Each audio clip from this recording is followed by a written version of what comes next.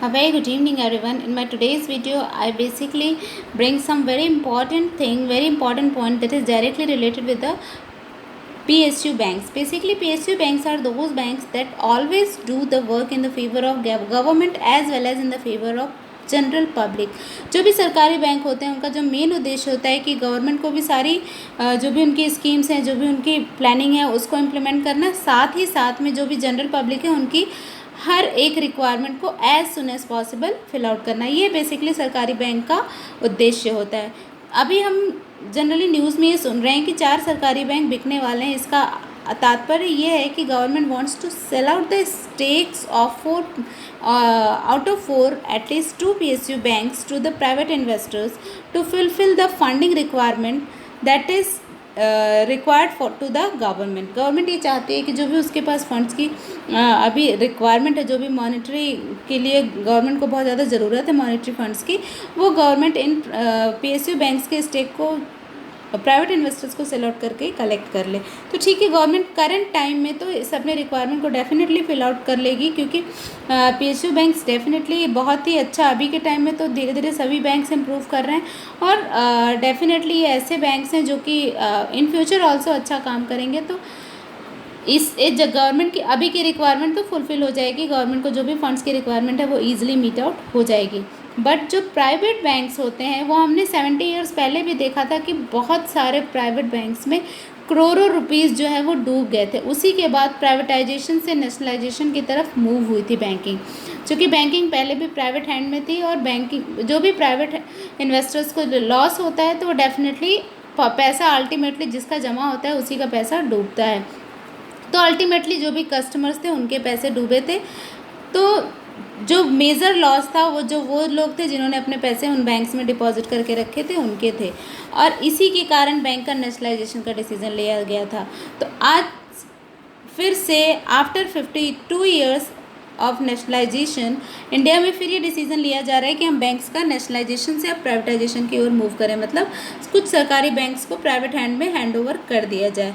तो चूँकि गवर्नमेंट को प्राइवेटाइजेशन के डिसीजन लेने से पहले गवर्नमेंट को ये ध्यान देना चाहिए, गवर्नमेंट डेफिनेटली इस बात को कंसिडर कहीं ना कहीं कर रही होगी या करना ज़रूर चाहिए कि चूँकि जो नेशनलाइज बैंक्स हैं वो गवर्नमेंट के फेवर में हमेशा काम करते हैं और गवर्नमेंट को हमेशा ही किसी न किसी तरीके से प्रमोट करते हैं, वेदर डायरेक्टली और इनडायरेक्टली। तो चूँकि अगर PSU बैंक्स नहीं रहेंगे या कम नंबर्स में रहेंगे तो डेफिनेटली कहीं ना कहीं वो किसको डिस्टर्ब होगी, वो अफेक्ट करेगा गवर्नमेंट की वर्किंग को, एज वेल एज जो अल्टीमेट नीडी पर्सनस होते हैं, जो हमारी जनता होती है देश की, उनकी जो भी रिक्वायरमेंट्स है बैंकिंग सेक्टर से रिलेटेड उनको नुकसान मिलेगा। मतलब नुकसान मेजर इन दोनों ही लोगों को होने वाला है, एक तो हमारी गवर्नमेंट को, दूसरी हमारे अल्टीमेट जो कस्टमर्स है, जो लोग भी बैंकिंग के फैसिलिटीज़ को लेने में इंटरेस्टेड होते हैं उनको है। तो हम आज डिस्कस करेंगे कि कौन कौन से बेनिफिट्स हैं जो कि हमारे नेशनलाइज बैंक्स देते हैं और जो कि किसी दूसरे बैंक में जनरली देखने को नहीं मिलती है। We will discuss all these benefits one by one. Please watch my video till end, and if you like the contents, please subscribe my channel for more such videos. During COVID, complete lockdown in the country, but PSU bank provide their facility continuously. हमने ये देखा कि Covid time में continuously PSU banks ने अपनी services को provide करते रहे, मतलब इनकी सब ब्रांचेस भी ऑलमोस्ट खुली रहती थी। प्राइवेट बैंक्स की कई जगह कुछ ब्रांचेस भी बंद हो जाती थी, या इट मे बी पॉसिबल कि और भी प्रॉब्लम्स हो सकते होंगे, बट इन PSU बैंक्स हमेशा बैंक्स इस बात को कंसिडर करके रखते थे कि ब्रांचेस सारे कहीं ना कहीं खुले रहें, चाहे स्टाफ कम हो, और जो अल्टीमेट हमारे कस्टमर्स हैं बैंकिंग के उनको पूरे के पूरे फंड्स की रिक्वायरमेंट उनकी प्रॉपरली मीट आउट होती रहे।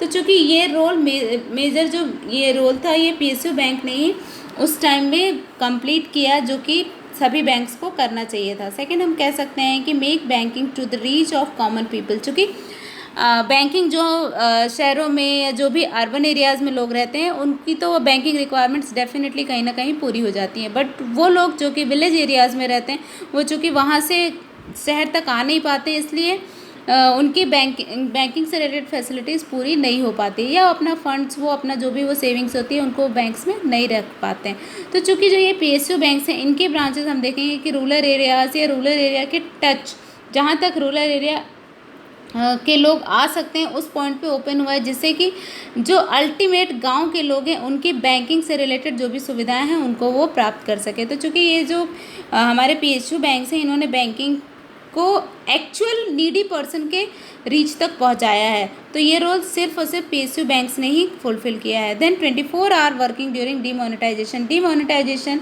के टाइम में, जो हमारे नोटबंदी जिसको हम कहते हैं, उस टाइम में सिर्फ और सिर्फ PSU बैंक्स ने 24 घंटे काम करके और गवर्नमेंट की जो भी नोटबंदी की प्रक्रिया थी उसको एक्शन में लाया था। तो ये जो मेजर रोल था ये हमारे सारे PSU बैंक्स ने ही किया था, इसको कभी भी गवर्नमेंट को डिनाई नहीं करना चाहिए। Then next one is all the schemes of the government is completely run by PSU banks effectively.